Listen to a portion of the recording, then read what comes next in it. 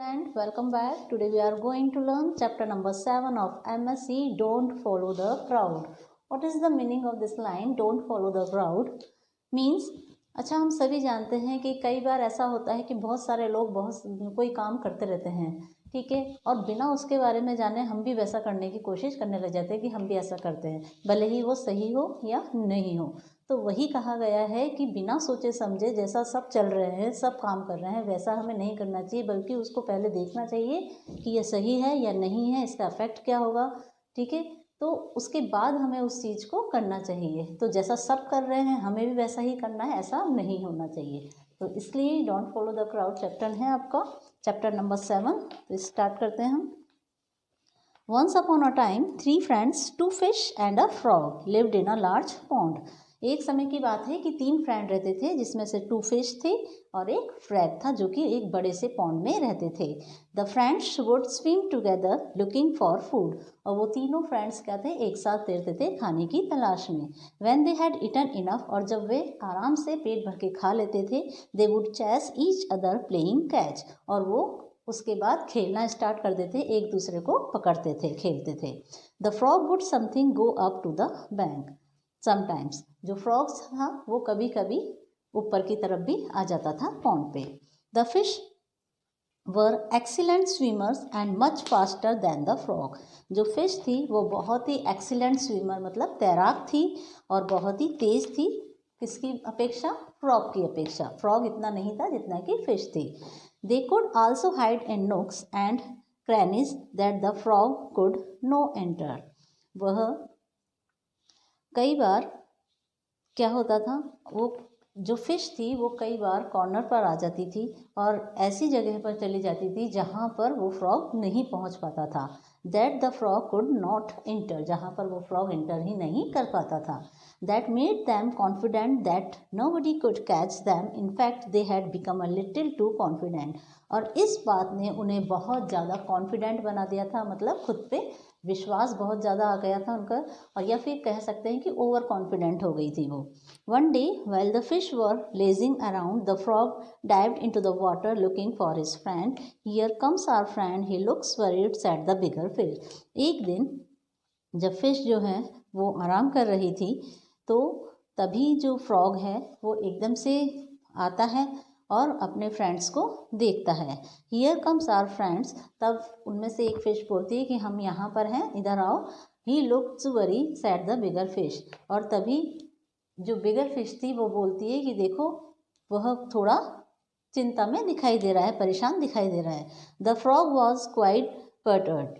जो फ्रॉग था वो थोड़ा नर्वस था, मीन्स परेशान था। Just as I was about to dive in, कि जब मैं डाइव कर रहा था यहाँ पर, he said I saw fisherman coming this way. मैंने देखा कि एक फिशरमैन जो है, मछली पकड़ने वाला जो है, वो इसी रास्ते पर आ रहा है। He was carrying a large net, उसने एक बड़ा सा नेट भी ले रखा है। We should go deeper into the water so that we don't get caught. और हम लोगों को अब क्या करना चाहिए, हम लोगों को नीचे की तरफ और जितनी गहराई में हम जा सकते हैं जाना चाहिए, ताकि वो हमें कैच ना कर सके। Fisherman, how exciting! Fisherman, how exciting! This pond is so dull, said the bigger fish. I will go up to the surface. I have not seen a fisherman in a long while. Come with me if you want to have some fun. जो large fish थी उसने बहुत excite होकर कहा कि fisherman, wow, ये तो बहुत अच्छी बात है, क्योंकि मैंने जो है काफ़ी लंबे टाइम से फिशरमैन को देखा नहीं है, और मैं यहाँ के पॉन्ड से, मतलब कहते हैं ना हम बोर हो जाना, तो वही वो बोल रही थी कि ये पॉन्ड जो है थोड़ा बोरिंग हो गया है और मैं थोड़ा फ़न करना चाहती हूँ। अगर तुम्हें भी अगर फ़न करना है तो मेरे साथ में आओ। I will come up with you chipped in the other fish. जो दूसरी फिश थी उसने भी बोला कि चलो मैं तुम्हारे साथ में आती हूँ। Remember how we raise the fishing hook the last time. और तब वह कहती है कि तुम्हें याद है कि कैसे हमने लास्ट टाइम भी फिशिंग हुक को चकमा दिया था, मतलब हम उसकी पकड़ में नहीं आए थे। Oh don't, that was fun, said the bigger fish. The two fish laughed. अब तो वो जो बिगर फिश है वो बोलती है, हाँ मैं नहीं भूली हूँ इस बात को कि बहुत मज़ा आया था, और वो दोनों हंसती हैं। The frog was more worried now. अब जो फ्रॉग था वो बहुत ही वरीड हो गया, मतलब बहुत परेशान हो गया था। I know you swim fast but please don't go up now, what is the point in putting your life a risk. The frog बोलता है कि प्लीज़ ऊपर मत जाओ, क्या फ़ायदा अपनी लाइफ को तुम खतरे में डाल दो। But the two fish were bent on having fun. लेकिन जो वो दोनों फिश थी वो तो फन करना चाहती थी, मीन मज़े करना चाहती थी। द बिगर फिश लाव्ड, जो बिगर फिश थी, बड़ी फिश थी, वो थोड़ी हंसी। डोंट बी सो टाइम्ड, वो बोलती है कि तुम इतने आसानी से मत डरो। Why don't you come with us, कि तुम हमारे साथ में क्यों नहीं आते हो। After all it is not every day that a fisherman visit our pond. और आफ्टर ऑल यह हर दिन तो होता नहीं है कि फिशरमैन जो है हमारे पॉन्ड की तरफ आता है। I don't think I will risk it, और मैं नहीं सोचती हूँ कि इसमें कोई रिस्क होगा। एंड नॉर शुड यू, और तुम्हें भी नहीं सोचना चाहिए। Please come down with me, the frog pleaded. तब जो फ्रॉग है वो बोलता है कि प्लीज़ मेरे साथ में आओ, नीचे चलते हैं। वो उनको मनाने लगा। Don't worry about us, we know our way around here, we will join you in a while. The two fish darted up towards the surface. तब दोनों फिश ने कहा कि डोंट वरी, तुम हमारे बारे में परेशान मत हो, हम यहाँ पर सब जानते हैं, सारे रास्ते जानते हैं, और हम तुम्हें जल्दी ही ज्वाइन भी कर लेंगे। और ऐसा कहकर वो दोनों ऊपर की तरफ चली गई। Stay safe, I will wait for you, the frog croaked before diving deeper. और तब फ्रॉग जो है वो नीचे की तरफ जाने से पहले बोलता है कि चलो सेफ रहना, मैं तुम्हारा वेट करूँगा। Daylight began to fade. अब जो रोशनी थी दिन की वो धीरे धीरे कम होने लगी। There was no sign of the fish, वहाँ पर फिश का कोई भी साइन नहीं था। The frog felt lonely and worried. अब वो थोड़ा अकेला महसूस करने लगा और परेशान भी हुआ। Perhaps my friends are in danger, he said to himself, perhaps they need my help. अब वो अपने आप से ही बोलता है फ्रॉग कि हो सकता है मेरे जो फ्रेंड है वो थोड़े खतरे में हो और उनको शायद मेरी हेल्प की ज़रूरत हो।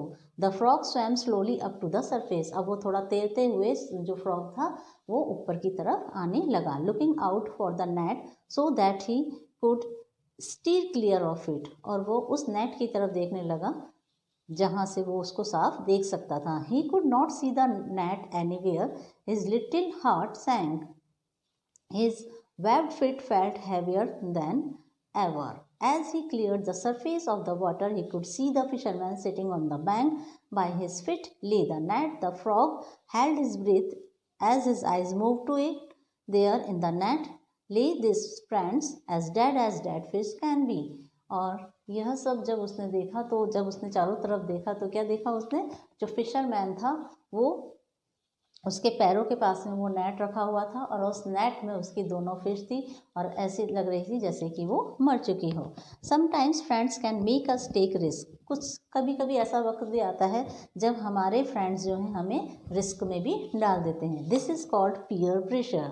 अच्छा, यह क्या कहलाता है? पीयर प्रेशर मीन्स साथियों का दबाव। Peers are people around us like friends. और ये पीयर्स जो होते हैं वो हमारे फ्रेंड्स में भी हो सकते हैं, कलीग्स में भी हो सकते हैं, फैमिली में भी हो सकते हैं। We often give in to peer pressure because it is easier to do the accept doing in our group. अच्छा, पीयर प्रेशर को हम क्यों एक्सेप्ट कर लेते हैं? क्योंकि ये एक ऐसा दबाव होता है जो हमारी फैमिली, हमारे फ्रेंड्स या किसी के ज़रिए जो हमें बहुत क्लोज होता है उसके ज़रिए हमें कई बार प्रेशर डाल दिया जाता है कि नहीं हमें ऐसा करना चाहिए, हमें ऐसा करना चाहिए, और उसके दबाव में आके उसके साथ हमारा रिलेशन होने के कारण हम ऐसा करने पर मजबूर हो जाते हैं। ठीक है, तो ये क्या कहलाता है? Peer pressure. और ऐसा हम क्यों करना चाहते हैं? क्योंकि ये जो चीज़ें हैं वो ग्रुप में इजीली हो जाती है और हमें उस चीज़ का डर नहीं रहता है। तो ये जो चैप्टर नंबर 7 है आपका, डोंट फॉलो द क्राउड, ये कंप्लीट है। इसको अच्छे से रीड करिए, लर्न करिए। Thank you.